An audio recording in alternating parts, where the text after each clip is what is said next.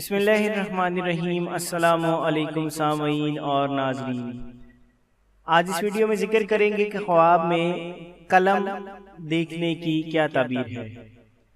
अगर देखें कि कलम लिया है या उसको किसी ने दिया है, दलील है कि इल्म हासिल करेगा और उसका काम दुरुस्त होगा और मुराद पूरी होगी।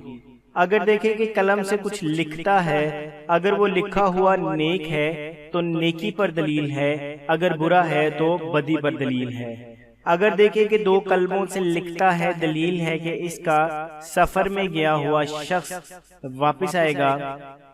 हजरत इब्राहीम करमानी रहमतुल्लाह ताला अलैह फरमाते हैं, अगर कोई अपने हाथ में लिखने का कलम देखे, अगर अहले इल्म से है, दलील है कि उल्मा और सुलहा से सोहबत रखेगा। और अगर देखें कि कलम से कुछ लिखता है और पढ़ता है तो ये इसकी मौत की दलील है।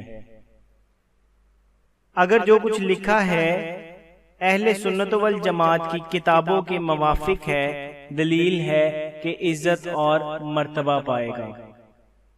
अगर देखें कि कलम उसके हाथ में से टूट गया है, अगर आलिम है तो इसकी हुर्मत कम होगी और इसका काम बेरौनक होगा। अगर देखें कि टूटे हुए कलम से लिख रहा है, उसने जो कुछ लिखा है चौपायों के शुमार से या परिंदों के शुमार से है, इसकी तावील इसकी जात और सूरत खासियत के मुताबिक होगी। हजरत इमाम जाफर सादिक अलैहिस्सलाम फरमाते हैं कि ख्वाब में कलम देखने की 7 वजूहात हैं।